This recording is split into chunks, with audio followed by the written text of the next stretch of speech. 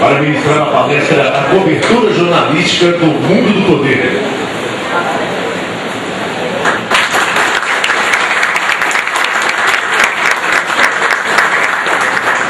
Formado em jornalismo pela Pontifícia Universidade Católica de Belo Horizonte, Esdras começou sua carreira escrevendo no caderno de Cultura do Hoje em Dia, em 1994. Virou repórter de vídeo da Bandeirantes de Belo Horizonte.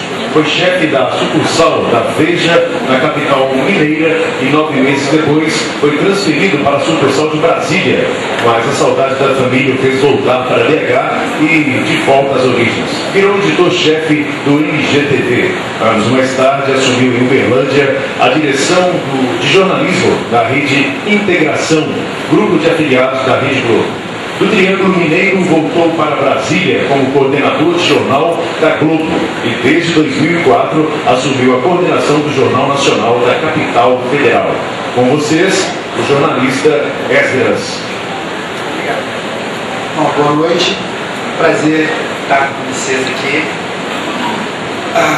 O pedido que me foi feito, assim, eu acho que esse assunto, a cobertura do poder, é amplo pra caramba, então eu acho que eu vou pedir até a vocês que a gente tente encaminhar junto, assim, se vocês acharem determinado assunto interessante, a gente fale, por favor. Eu vim pensando assim no caminho para cá, o que eu acho que seja a principal característica de Brasília. Brasília, todo mundo ouve falar de Brasília, uma cidade não tem esquinas, a cidade que não tem grandes engarrafamentos, mas eu acho que a grande marca de Brasília, talvez nos últimos tempos, seja uma cidade que não vive sem escândalos. Brasília não há uma semana que a gente não se depare com uma história que seja estranha, diferente, que envolva desvio de recurso, mau uso de recurso público, favorecimento de parentes, amigos, e acaba que na nossa profissão no jornalismo, o contato com a denúncia, com denunciantes, denunciados, sobretudo em Brasília, é muito frequente. Eu diria que faz parte da atividade jornalística. E o que eu estava querendo refletir sobre isso, que eu acho que era bacana a gente conversar sobre esse assunto, é que por trás de uma denúncia sempre tem uma pessoa, acho que 90% das situações, quem está fazendo uma denúncia é alguém que, em geral, teve interesse contrariado. Eu acho que são raros os denunciantes que procuram um jornalista, procuram um meio de imprensa com o objetivo, assim, digamos, de lavar a alma, né? Um cidadão honesto, honrado, que procure um órgão de imprensa com esse objetivo. Tem um outro caso, talvez o Heriberto França, que fez uma denúncia que mudou parte da nossa história, aquele jardineiro que trabalhava com a voz. Agora, em geral, se a gente for pensar bem, são pessoas que tiveram interesses contrariados. O que eu quero dizer com isso? Que muitas vezes nós, jornalistas, futuros jornalistas, a gente é meio que usado. Assim, é como se a gente fosse um canal para esse denunciante revidar um determinado interesse contrariado que ele teve. Eu vou chamar a atenção de um exemplo recente, que acho que a gente vai se lembrar bem, esse episódio todo envolvendo essa crise do Senado, que há meses a gente vem acompanhando.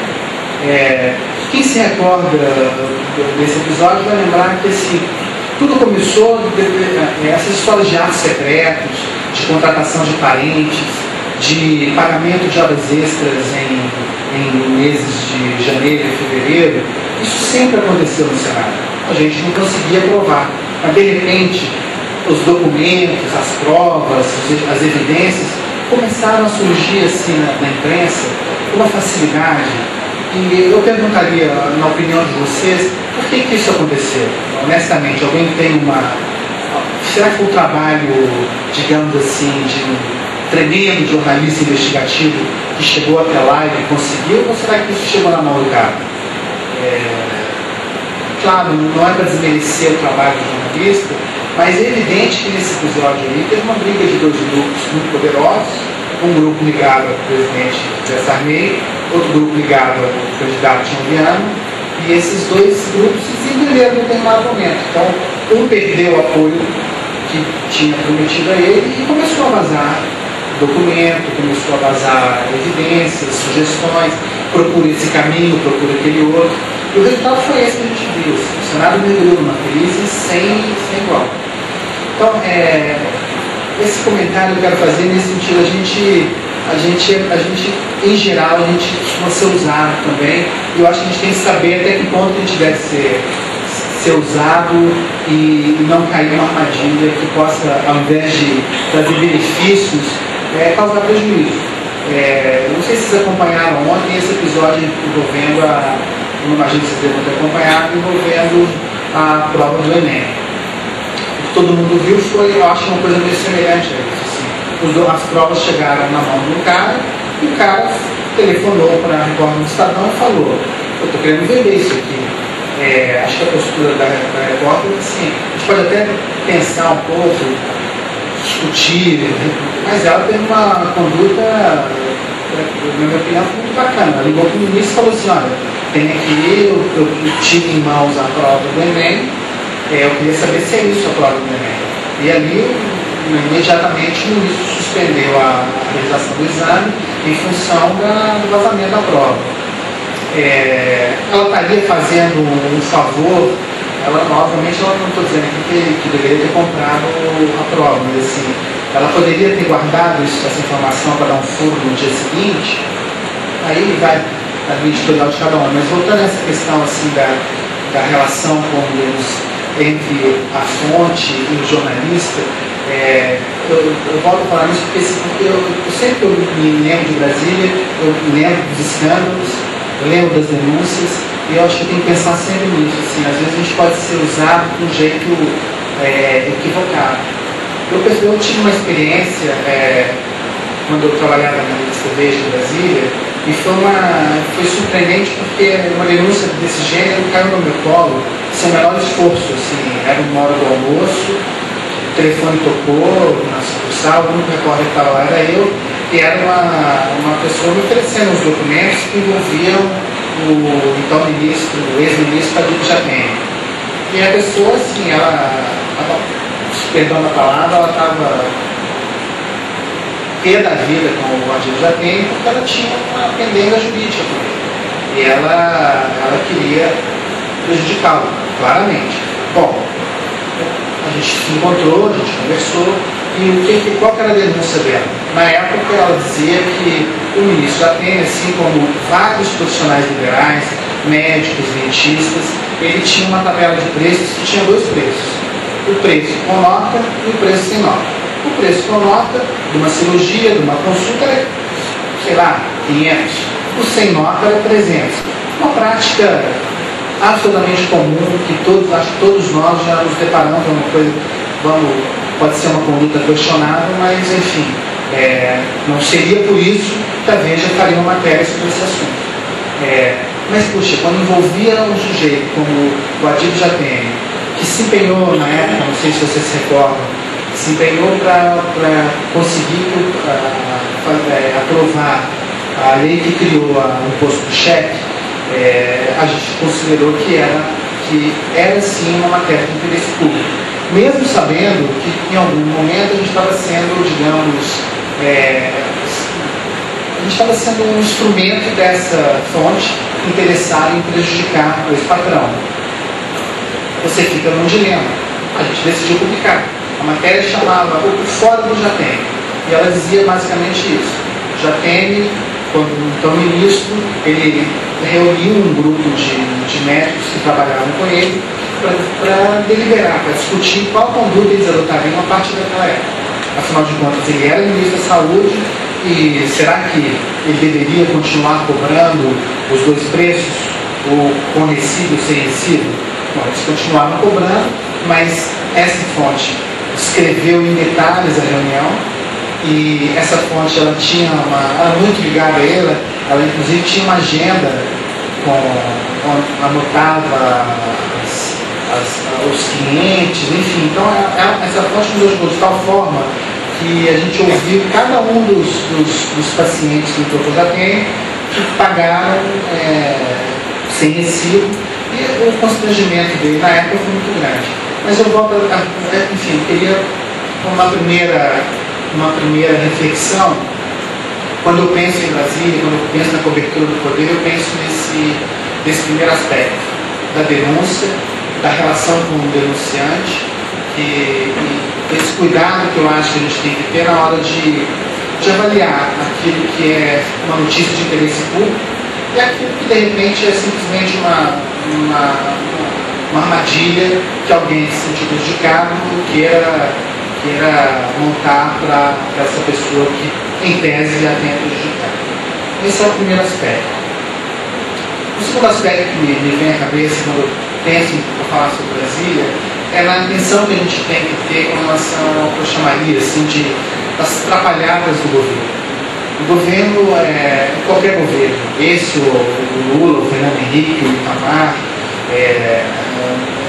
o Sarney, o Collor, a cobertura do poder em Brasília, em Montes Claros, em Belo Horizonte, a gente tem que ter uma atenção, acho que permanente, com aquilo que são decisões que o governo anuncia e às vezes elas são decisões que o governo toma em um determinado momento, tomado pela emoção, e depois a gente percebe que se trata de uma grande besteira. Ou não, assim, eu trouxe um DVD de um episódio, um evento recente que aconteceu no governo brasileiro com relação à compra dos caças franceses. Para quem não acompanhou, eu vou lembrar rapidamente, eu trouxe três matérias que saíram, uma no dia 7 de setembro, outra no dia 8 de setembro e outra no dia 9 de setembro. É só vocês terem um pouco de paciência, são talvez 6 minutos de matéria, mas eu queria que vocês percebessem como é que em 2 dias o governo mudou a posição com relação à compra desses caças, e um negócio que não é uma brincadeira, é um negócio de 36 bilhões de dólares, um negócio que acho que chamou a atenção, e é muito interessante. Vamos ver juntos, dá para vocês rodar esses 3, depois a gente conversa. Estou completamente ao discurso. E é incrível, não sei se vocês percebem isso, não sei se incomoda vocês como nos incomodou nesse período, assim, é que depois nessa quarta-feira, essa é uma sequência, uma matéria na segunda, uma na terça, uma na quarta. Na quarta-feira os assessores do presidente diziam assim, não, mas a gente não disse que a gente está dizendo apenas que foi tomada a decisão de se iniciar negociações. Agora, o presidente da República vira do lado do presidente da França, diz assim, nós decidimos iniciar negociações e depois volta atrás. Uma coisa que e esse tipo de episódio, eu acho que esse caso eu acho que chamou muita atenção pelos números envolvidos, pelo estilo de negócio que a gente estava tratando. Agora, isso acontece, eu acho que com muita frequência, né? Assim, não é só, a gente está falando de avião, mas podia estar falando de ambulância, podia estar falando de obra que vai ser feita, de promessa, enfim, acho que essa função, esse papel de questionar, de investigar, de responder, de apresentar a resposta, eu acho que isso é fundamental na nossa atividade, né? Nesse caso, a gente nem precisou muito de investigar, né? Porque o próprio governo foi se desmentindo um dia atrás do outro. Eu achei isso um clássico recente da atrapalhada do governo. Alguém gostaria de comentar alguma coisa ou vamos continuar aqui?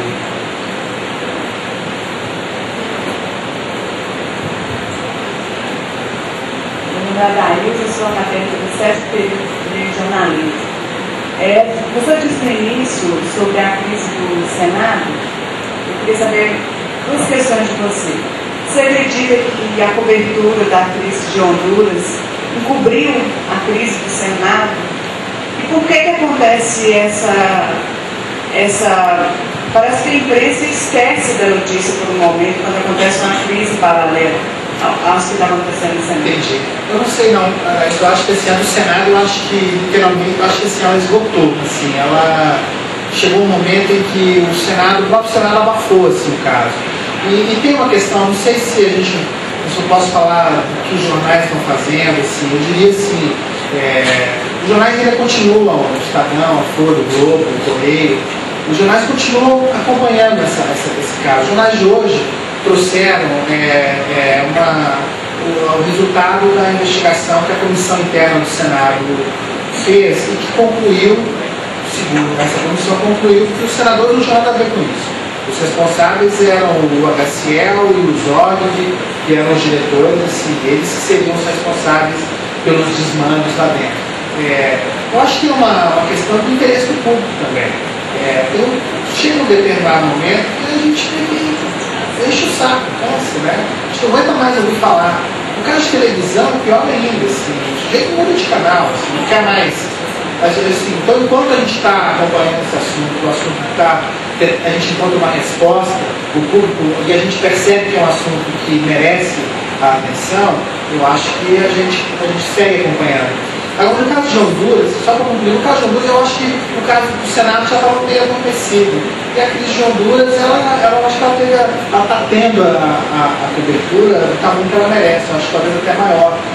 Porque, de fato, é um momento muito delicado, assim, da diplomacia brasileira, da inserção que o Brasil quer ter no planeta hoje, assim, como, digamos assim, um negociador, um jogador de verdade, né?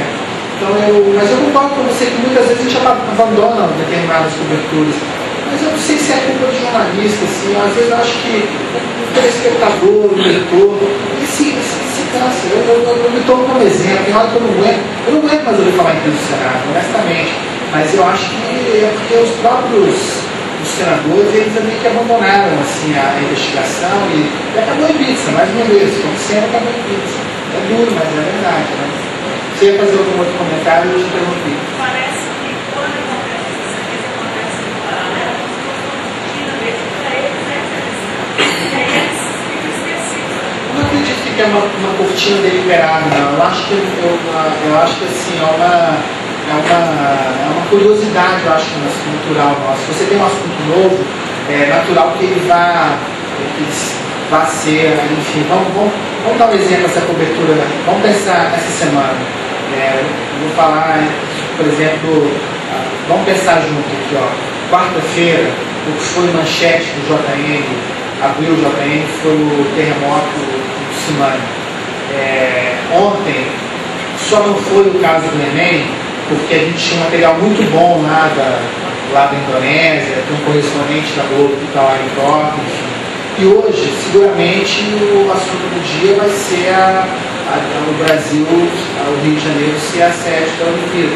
Acho que é meio natural que, assim, as pessoas querem ouvir novidades. Então, acho que isso é uma coisa que, independentemente do produto que você faz, se é jornal, se é revista, você não vai ficar repetindo a mesma manchete, a mesma capa. Eu acho que é uma relação, assim, quer queira ou quer não, é um produto que você está oferecendo para as pessoas, que elas querem comprar, né? Eu penso dessa forma. Enfim, pode não ser a opinião de todo mundo, né? Assim, é uma visão particular, não é uma visão, não estou falando em nome de empresa, não é uma visão de um profissional que já passou por alguns diferentes veículos, assim. Mas eu voltando a esse caso aí, eu acho esse caso dos caças, eu não vou esquecer disso. Para mim foi um negócio que me chamou demais a atenção.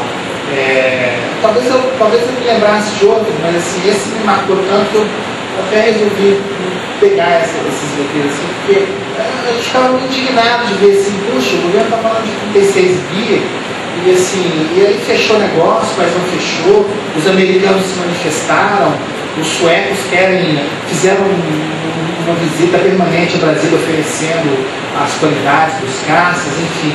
E é um negócio que ainda não se decidiu, né? E eu acho que a gente vai se deparar com isso muito frequentemente. Eu vou aproveitar essas imagens da entrevista só para falar uma coisa da característica da cobertura de Brasília. Vocês viram ali que o pessoal meio que se amontoando ali em volta do Marco Aurélio Garcia, enfim. Essa também é uma outra característica de Brasília. Eu acho que em nenhum outro lugar do Brasil tem uma cobertura que a gente fala assim, de fazer portaria como você faz no Brasil. Brasília, assim, na estrutura que nós temos lá na Globo, por exemplo, a gente tem, além dos repórteres que a gente está sempre vendo aí, a gente tem um grupo de repórteres que não aparecem no vídeo, que dentro da estrutura da TV são chamados de produtores. Eles cumprem assim, eles são setoristas e eles ficam ou no Ministério da Fazenda, tem um que fica no Ministério da Fazenda, tem um que fica na Câmara, tem um que fica no Senado, tem um que fica no Palácio, tem um que fica no Judiciário. E essa turma, eles ficam praticamente o dia inteiro, 12 horas, fazendo portaria. Assim, obviamente, não é todo dia, mas quando determinada... Quer dizer, esses caras, eles têm a função de cobrir essas áreas. E não é todo dia que eles ficam 12 horas ali fazendo portaria. Mas quando tem casos que chamam a atenção, ou que um determinado ministro está na ordem do dia, que é o cara que a gente precisa ouvir, o pessoal fica o dia inteiro na porta desses caras. E fica assim, fica lá 12 horas para ouvir o cara falar um minuto. Esse é um trabalho braçal que a gente não vê, obviamente, porque mas um grupo de futuros profissionais, esse talvez seja a espinha dorsal da boa cobertura nossa. Assim. Aquilo que a gente vê, ele é um pedaço de um trabalho que envolve dezenas de pessoas. E essa turma que não aparece, esses produtores, eles são vitais. Assim. Não são tão bem remunerados quanto os jornalistas que aparecem no dia a dia, os repórteres de vídeo, mas eles são essenciais, assim. E é o pessoal que acompanha, que fica colado no Manteiga, fica colado no Lula, fica colado no presidente do Senado, no presidente da Câmara. E o pessoal que cobre o Congresso, especificamente nos terça e quarta-feira, uma turma que trabalha de sol a sol. Porque no Brasil a gente tem assim como em jornal, você tem lá o pescoção de sexta-feira, que é aquele dia que você entra à noite aberta para fechar a edição de sábado e domingo. Os dias muito pesados de Brasília nossos são terça e quarta-feira. E o parlamentar, que todo mundo sabe, só trabalha terça, quarta e quinta. Quando trabalha quinta. Então, assim, os caras chegam lá na terça-feira e circulam, tá? E na quarta-feira o Congresso decide fazer audiência pública, fazer votação. Então, assim, aí se trabalha muito. Assim, é um dia que aquilo realmente resolve funcionar. E são os dias que a gente tem que se virar para conseguir acompanhar tudo e tentar dar, no caso do Jornal Nacional, as principais notícias daquele dia, as principais notícias que estarão seguramente nas primeiras páginas dos outros jornais, a gente tenta resumir isso. E dentro dessa outra característica também da cobertura de Brasília é o inesperado. As coisas às vezes acontecem lá quando a gente menos espera. Então, assim, aquela famosa lei de Murphy, a gente não pode baixar a guarda, porque a notícia lá às vezes surge de uma maneira muito... quando você menos espera. Vou dar um exemplo recente. Uma vez que uns 10 dias, não foi destaque dos jornais, mas todo mundo tratou desse assunto um pouquinho. O governo mandou para o Congresso um relatório sem alarde, sem fazer barulho, mas não esqueci o termo técnico, mas era um relatório do Ministério do Planejamento, um relatório trimestral que eles fazem, relatando a saúde financeira do país, a arrecadação de impostos, enfim. E nesse relatório que ele mandou para o Congresso, ele pedia autorização para o Congresso para reduzir o tal do superávit primário. O superávit primário, vocês já devem ter ouvido falar desse tempo de dezenas de vezes, que é aquela economia que o governo tem que fazer para pagar os tais juros da dívida. Então, assim, historicamente, o superávit tem sido lá de 3,5, nós está errando esse número aí, para 4,25, depois foi para 3,5, e aí o governo tinha baixado para 2,3, e aí o governo mandou lá um relatório propondo a redução para 1 e alguma coisa. E ninguém viu esse negócio. Ele mandou um relatório, mandou coletiva, mandou. E assim, no dever de ofício, um repórter do Globo resolveu ler aquilo, e leu e percebeu lá, era um parágrafozinho. E aí ele manchetou isso no Globo Online, a gente não tinha visto, nosso repórter de economia, a gente cobrou o cara que estava lá e falou assim, escuta, governo, onde é que está esse negócio? E assim, o jornal praticamente era 15 para as 8, a gente correu do mico atrás disso até achar lá na página 8 do relatório, que tinha umas 20 páginas, essa menção à redução, a proposta de redução do superávit primário. A gente só não tomou um furo nesse dia porque hoje as coisas estão muito mais fáceis, né? Assim, a internet, o jornalismo online te permite, se você tomar fura, você fica muito incompetente, porque está lá o tempo todo, né? A Folha, o Globo, o Estadão, o G1, está todo mundo abastecendo aquilo ali permanentemente. E aí, abrindo um parênteses, esse é um mercado também que eu não sei o que vocês pensam no futuro, mas é um mercado muito vibrante, né? O mercado das .com aí é uma área que a tendência é que esse mercado cresça muito. O pessoal deve conversar sobre isso com vocês aí, mas você percebe que é muito mais barato, é muito mais fácil você montar uma estrutura de .com, de fazer e aí acaba que esse é um mercado muito atraente e muito dinâmico, né? E para quem está entrando no mercado, costuma ser uma porta de entrada muito bacana. Também deve pagar meio mal, eu acho que é um mercado que não paga muito bem. Mas, de qualquer modo, o que eu queria refletir sobre é esse estado de alerta que a gente tem que estar, eu acho que em qualquer lugar, mas no caso do Brasil, eu acho que ele tem uma característica diferenciada nesse aspecto, porque é um centro de decisão, um centro em que permanentemente está se tomando decisões que afetam a vida de todos nós. Nessa questão do estar em alerta, é que às vezes ocorrem situações em que elas viram notícia mesmo que a gente não esperasse. Eu me recordo recentemente, vou lembrar uma imagem, não sei se vocês viram, foi aquela imagem do suicida no cartão vermelho. Um cartão vermelho do Sarney. É uma imagem assim, uma imagem inusitada, mas é uma imagem bacana, o sujeito subiu. Assim, a gente talvez não esperasse, mas no caso do suicídio, a assessoria dele meio que já avisou, então a gente já ficava meio que alerta. Recentemente teve um tremendo quebra-pau no Supremo, que é assim, aquela casa vetusta, onde estão lá reunidos os 11 ministros, que você espera que as condutas, onde mulher não pode entrar de calça comprida, tem umas regras lá de vestuário, os caras se engalfinhavam, o Joaquim Barbosa e o Gilmar. O Joaquim Barbosa virou ídolo, né? Assim, não sei se vocês recordam uma briga que os dois tiveram. E aí o Joaquim Barbosa mandava o Gilmar Mendes, ele sentiu o cheiro das ruas e tal. Essa história de estar alerta, eu também trouxe uma imagem que eu acho que um pouco exemplifica essa situação assim, de como o inusitado às vezes acontece e aquilo acaba virando notícia.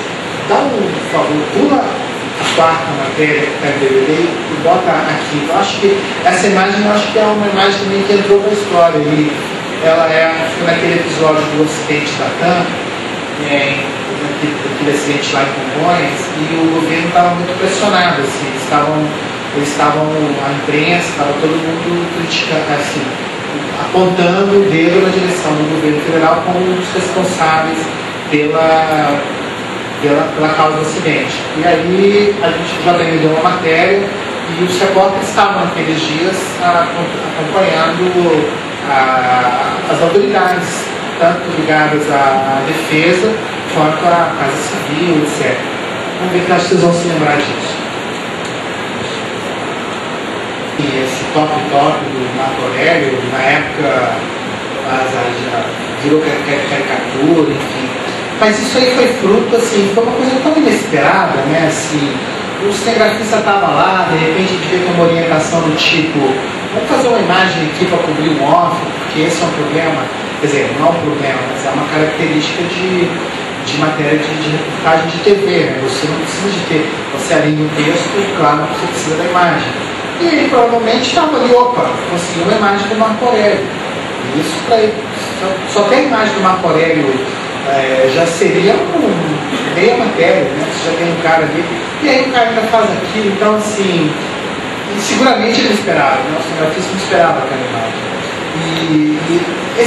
A imagem aí, ela dimensiona o tamanho de como uma situação inusitada pode te redirecionar. É um golpe de sorte isso aí. Assim como foi um golpe de sorte, assim, para quem estava acompanhando, o bate-boca do Joaquim com o Gilmar. Essa questão das imagens também, isso é uma dificuldade muito grande para a cobertura de Brasília.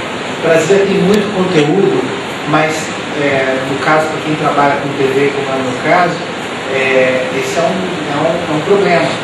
A gente tem assim, a gente já ouviu dizer de pesquisas qualitativas assim, que o Jornal Nacional costuma fazer, mas que as matérias de Brasília, às vezes, a reclamação é tipo uma reclamação meio constante, assim, da falta de imagem para.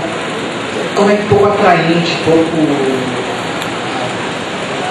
cativante as matérias de Brasília. É o caso que a gente trabalha com uma parceria muito permanente em Brasília com a editoria de arte. Assim.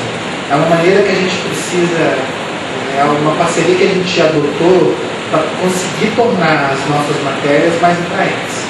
Ou seja, assim, o telespectador, volta a dizer, falando especificamente de TV, só o conteúdo não interessa. Não adianta assim, a gente pensar que uma pauta maravilhosa se a gente, mesmo estando em Brasília, se a gente não tiver como ilustrar bem essa matéria. Muitas vezes a captação da imagem na rua resolve, mas muitas vezes você ficar cobrindo uma matéria de congresso só com imagem de parlamentar e senador é uma chatice. Eu vou pedir para você rodar aquele outro DVD. Eu trouxe também uns exemplos pequenos de como uma imagem, o trabalho da imagem com o texto, isso torna o material muito mais atraente.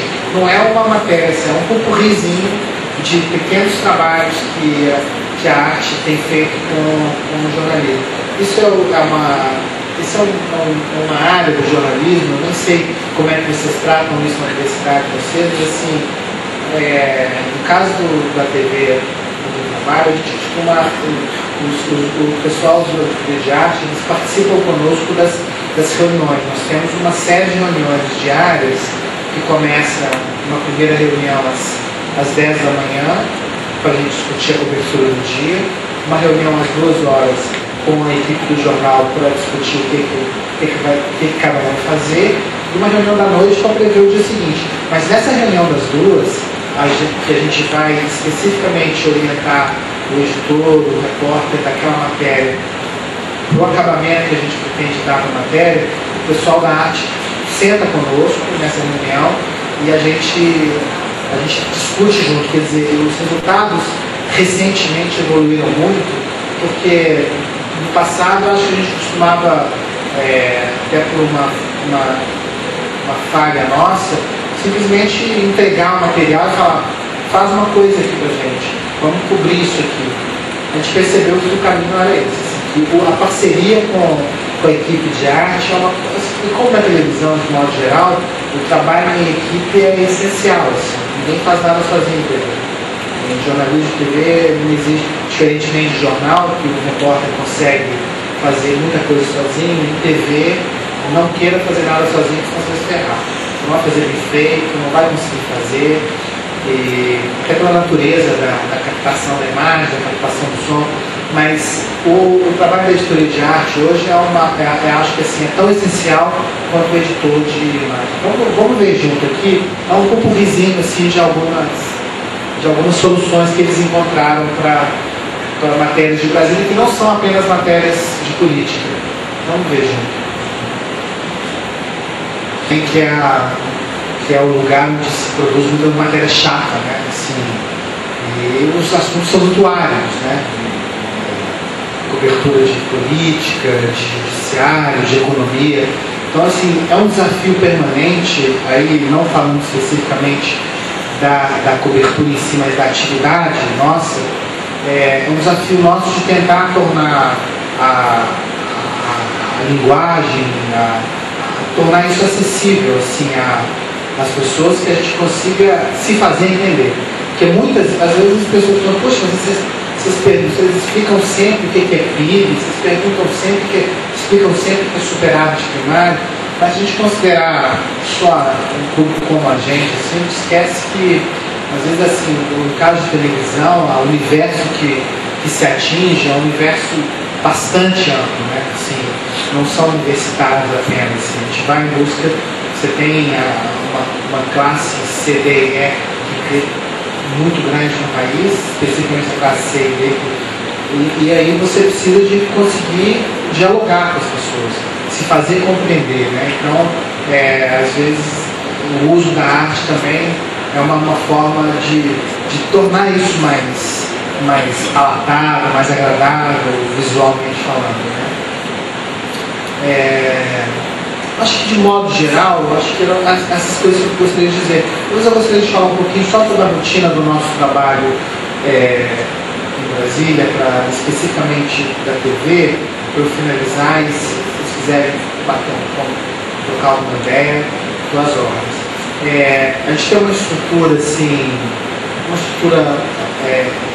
a Brasília trabalha para 4 grandes jornais, os 4 jornais nacionais, assim, Bom Dia Brasil, Jornal Hoje, Jornal Nacional, Jornal Globo. Cada jornal tem sua estrutura de editor e de repórter, e a gente tem uma estrutura de produção que a gente chama de produção de bancada, que fica dentro da redação e se responsabiliza por propor pautas, por cumprir tarefas de marcar entrevista, acompanhar a rotina de determinados ministérios, e a gente tem os produtores e setoristas, que são esses profissionais que ficam acompanhando o dia a dia das agendas das autoridades na rua. Como eu disse antes, a gente tem diariamente, no caso do JN, uma reunião de manhã, às 10h30 da manhã, que é uma videoconferência, e a gente discute Brasília, Rio, São Paulo, Belo Horizonte e Nova York, as ofertas daquele dia. Dessa reunião a gente já sai com aquele planejamento do dia. Tem uma reunião, dali dessa reunião você conversa com os repórteres e orienta o que cada um terá que fazer naquele dia. A gente tem essa reunião das duas, que é a reunião com os editores, em que a gente passa o prêmio do dia e repassa o que cada VT em tese terá que ter aquela hora do dia, e daí cada um vai para o seu computador e toca o seu dia. Acho que é isso. Aí, enfim. Eu queria saber de você como é que foi a cobertura suas nos casos do mensalão, Satyagraha, e também dos grampos telefônicos do presidente do Supremo e do senador Demóstenes. Então, esse grampo que até hoje não, enfim, vamos lá, é a forma até da Veja, né? Suposto grampo, né? Porque até hoje ninguém conseguiu provar, né, assim, o que... Aquela cobertura foi uma cobertura meio, assim, a gente não conseguiu avançar muito no turismo, né? Porque ali você não teve muita evidência, né? Você teve uma suposta gravação, na verdade essa gravação nunca apareceu. Você teve só a degradação em tese daquele diálogo. Falou-se muito em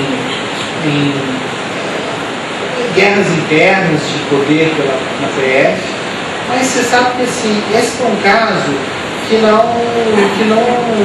teve desfecho. O caso da Satyagraha foi assim, o Platório virou um herói para um grupo. Tem gente que acha que ele é um herói, tem gente que acha que ele é um canastrão. Eu não tenho opinião pessoal sobre isso. Eu acho que a operação ela foi muito espetaculosa, assim, espetacularizada. O que se fala é que o inquérito tem várias falhas, tinha buracos assim que ao chegar em uma instância judiciária, os advogados derrubariam isso. As prisões do Daniel Dantas foram prisões, segundo especialistas, que às vezes eram desnecessárias. Eu achei aquela cobertura muito chata, assim. Tem hora que você entra num assunto, você não tem tanta convicção, assim. As acusações do Daniel Dantas até hoje elas são meio... não tem... Todo mundo fala que o cara é um bandido, mas assim, prova, evidência, assim, não sei se essa Satyagraha avançou muito não. Porque as pessoas, o que eu já vou dizer é muito coisa. propósito agora é se filiar ao partido, né? O cara vai ser candidato. Eu imagino que ele tenha aproveitado o brilho que ele teve aí para... A cobertura mensal foi uma cobertura muito bacana. Assim. Também não se provou, acho que o termo até hoje não se provou a existência do mensalão dos moldes que se dizia pagar para apoiar o governo. Mas teve resultados muito evidentes, né? Provocou a queda de grupo dos ministros mais do cara que é o posse do governo para muita coisa. Ele desapareceu, né? Agora, hoje também você começar o inquérito, ele resultou no inquérito, tem uma tramitação no STF, agora está em uma fase de ouvir testemunhas, e espera-se que no ano que vem você comece efetivamente. Foi aceita a denúncia, né, contra os envolvidos no mensalão. Tem gente que está pagando, já topou fazer aquele menino lá que ganhou aquele carro da Petrobras, que se não dizer. O Silvinho já está pagando, fez o acerto lá com o Ministério Público, enfim. Então, essa foi uma cobertura. A gente abandonou, né? Essa cobertura a gente abandonou, mas tem motivo, né? Às vezes as pessoas perdem interesse sobre determinados assuntos, né? Mas provavelmente vai voltar com o julgamento no STF, né?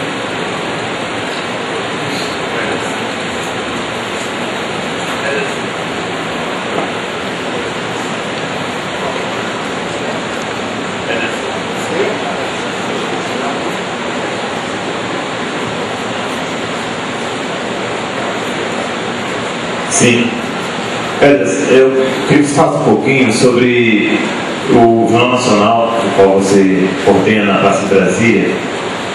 Eu estive em Brasília no período, eu pude acompanhar lá na sala do comitê de imprensa o trabalho dos marcadores, os setoristas que ficam ali só para acompanhar os atos, as decisões que são tomadas imediatas.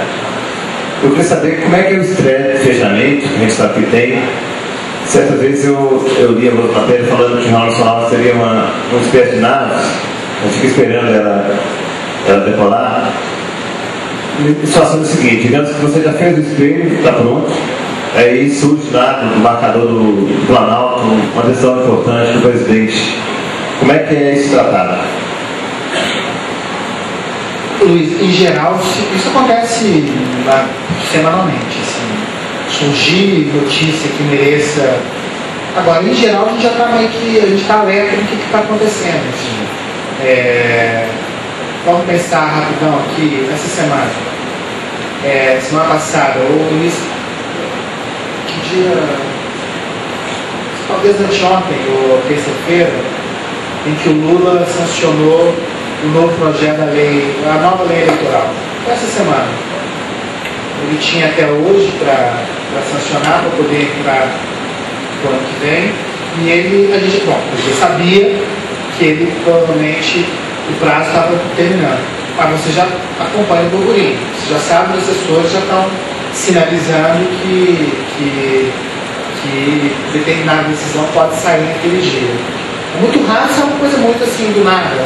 Às 8h15 da noite eu diria que é mais raro. Mas nesse caso, a setorista do Planalto nos avisou, talvez 15 para as 8, a gente deu tempo de entrar na escalada e deu tempo de entrar um vídeo no JPM. A Délis entrou com um vídeo dando uma geral assim, daquilo que era. Agora foi o tempo da gente. Brasil tem uma característica assim, para quem não conhece, assim, não sei se vocês têm essa impressão, às vezes parece que é tudo meio distante, mas assim, da Globo até os ministérios, ao Palácio do Planalto, ao Supremo, você não gasta 5 minutos, assim, é muito pertinho, está tudo muito colado. Então, assim, a gente tem uma estrutura de link que está permanentemente montada. A gente tem links permanentemente montados no Planalto, no Congresso e em algum outro lugar que seja o foco da semana, do dia. Esses dias os links estão muito montados no Ministério da Educação, né? Mas, ou seja, se a notícia merecer desestruturar o voo, você desestrutura. Mas você, assim, a margem de manobra é pequena. Às 8h15 da noite, a operação do JN é uma operação muito complicada, né? Sobretudo por causa do ajuste do tempo. Você não pode estourar no jornal, porque você tem programação em seguida, você tem compromisso de anunciante, enfim, você tem o seu espaço ali de produção que você tem que cumprir. Agora é viável, você consegue dar notícia, dar uma nota, você consegue fazer muita coisa e registrar. Agora tem uma outra coisa, assim, a gente tem uma bengala que a gente usa com muita frequência, que é uma última notícia. Boa noite, se alguma coisa aconteceu às 8h15, o jornal sai às 8h55, você tem um tempo ali para apurar aquilo que for essencial e dar no boa noite como uma última notícia e chamar a cobertura para o Jornal da Globo. Essa é uma característica também da Globo. Assim, você tem jornais que são sequenciados, né? Se um não dá, você aprimora a cobertura no seguinte, continua no outro, enfim. Mas então isso aí não é um desafio. É um desafio, mas não é impossível. Dá para cumprir essa missão sempre.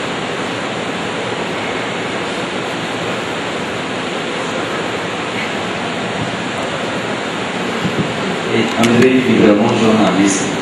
A gente tem percebido de forma exaustiva, né, nos últimos dias aí, a questão da censura prévia que o Jornal do Estado de São Paulo tem sofrido em relação àquela investigação que acabou respingando no fim do Sarney. E o Judiciário parece que tem travado, né, essas investigações e, de certa forma, a gente analisa que é uma censura. Queria saber de você o que você acha sobre essa questão da censura no jornalismo. Não sei se já a TV Globo já passou por isso no Brasil, mas o que você acha disso? O jornalismo da TV Globo já passou por isso? Como é que vocês lidaram com essa questão? Andrei, na minha memória não. Na minha lembrança, da minha experiência, não me recordo de jamais ter tido algum tipo de interferência para proibir a publicação de uma matéria. No caso específico do Estadão, eu concordo com, assim, a última decisão que houve foi também essa semana. O TJDF concluiu que não era responsabilidade dele, remeteu lá para a Justiça do Amapá, parece, mas manteve a censura. Não tem o que dizer, né? A censura é um negócio, assim, é um absurdo, né? Assim, Agora, tem uma questão nesse caso da censura aí que me chama a atenção, não sei se você já falou também sobre isso, é uma coisa desse governo, né? Especificamente do governo Lula. Ele tem umas posturas assim, que eu acho que são dúbias às vezes, né? Você vê, condena com tanta veemência o que está acontecendo em Honduras, claro, não tem nem que duvidar, é um absurdo o que está acontecendo, enfim. Agora, a condição do governo em episódios relacionados ao governo Chaves, né, Venezuela, são completamente diferentes, né? O Chaves exerce censura, não renova licença, e o governo tem uma postura eu acho meio estranha, conflituosa. O caso da censura no Brasil, assim, esse caso do Estadão, eu diria que é o único que está em vigor, digamos assim, né? Eu não sei em outros lugares, em outras publicações. Eu acho que tem muito. É impossível apoiar, né? Agora, como é que a gente pode cobrir isso? O que o JN tem feito, assim, no caso, a gente tem acompanhado a decisão. Assim. Até porque para a Globo, como organização, assim, uma empresa que é ligada umbilicalmente à comunicação, jornal, revista, DVD, qualquer tipo de censura é extremamente condenado. Eu aproveito para dizer assim, tanto do ponto de vista editorial, ao contrário do que às vezes muita gente imagina, assim, não tem assunto que é vetado. A gente acompanha, publica, agora, obviamente, com cuidado que outros órgãos não precisam ter. E aí, não é nem por exercício de pressão, assim, a dimensão de uma notícia publicada na Globo no Jornal Nacional, ela é infinitamente maior do que uma notícia publicada na Folha ou na Veja, assim, o poder de repercussão disso. Então, assim, às vezes, assim, o cuidado que você precisa de ter, você pode até adiar a publicação de determinadas matérias no dia seguinte, para você poder ter o cuidado de elaborar aquela notícia. Porque se dá um erramos no jornal, é muito, assim, não é impossível. A Globo adota essa. Se a gente erra, a gente tem uma obrigação de corrigir no dia seguinte. É muito mais seguro. Em jornal você está cansado de ver um erramos aqui e ali, mas isso não reverbera, né? Então, esse cuidado é um cuidado que acho que a gente tem que adotar. Com relação à censura, é triste que aconteça. Eu acho que vai cair esse negócio, assim, vai cair. Demorar um pouco, talvez, os próprios judiciários têm condenado, né, ministros do Supremo, que manifestaram essa insatisfação da decisão, mas a justiça é um negócio meio... Entender a justiça eu também acho que é uma coisa bacana, assim, para quem está no jornalismo, assim, essa é uma área, a gente estava conversando um pouco antes, assim, cobrir o judiciário, entender um pouco do judiciário, eu acho que é muito bacana, assim, que a gente é uma área que a gente cobre mal e cobre pouco, né? E as decisões da justiça, eu estava conversando um pouquinho antes de vir para cá, a gente associa também, em caso de Brasília, muita economia, executivo e legislativo, né? Agora, o judiciário em Brasília, assim, as decisões do Supremo, elas são empolgantes, né? Assim, não sei se não é todo mundo que gosta. Eu, particularmente, quando tem um grande julgamento no Supremo, eu tento acompanhar isso ao fim, porque são decisões, assim, apesar da terminologia que eles usam ser muito complicada, eles usam os termos mais estranhos, mas às vezes você nem está entendendo, às vezes o cara está falando de um jeito, você está achando que ele está votando contra, não está votando a favor, mas enfim, eu recordo assim, de algumas decisões recentes do Supremo que se tornaram marcos legais e efetivos na vida da gente, né? O julgamento das células tronco foi um negócio sensacional, assim, para quem uma luta de anos de pesquisadores, assim, um marco jurídico que vai efetivamente mudar a vida de muita gente, e foi uma decisão que teve que chegar no Supremo e considerando todos os aspectos religiosos, éticos, mas foi um debate muito bacana, assim como a demarcação da Raposa Serra do Sol, enfim, tem uma série de julgamentos que o Supremo esse julgamento agora recente do Chesney, da comparação do Chesney, do Batiste lá da extradição, também é um julgamento que está em suspenso, mas vai ser cumprido. Para quem é estudante e está se formando, assim, eu não sei se a universidade de vocês tratam desse assunto com um pouco mais de atenção, mas está aí uma área que eu acho muito desafiante, assim, o conhecimento do direito, assim, da tramitação, dos processos, assim, é uma área que sempre está em busca de gente que lide bem com isso, sabe? A gente tem uma repórter que cuida do judiciário, ela se empolgou tanto com o assunto que hoje ela resolveu fazer uma pós-graduação em direito constitucional, assim. A TV banca 80% do curso dela, mas ela está. E é uma mão na roda, né? Você tem alguém que entenda desse assunto. Porque às vezes a gente fala com besteira, a gente chama o cara fala que o cara é suspeito, ou fala que o cara é acusado, o cara é denunciado, e tem uns melindres aí na terminologia, o sujeito, se você vira e fala do cara denunciado, o cara não foi, o cara entra na justiça contra você, agora até esqueci qual, mas assim, a gente até teve, recentemente, a gente fez um cursinho interno para adequar a terminologia para não cometer muitos desvios, sabe? Boa noite, meu nome é Carolina, sou sétima período de jornalismo. Como o tema da nossa semana é formado em informar, eu gostaria de saber se na Globo vocês têm profissionais não formados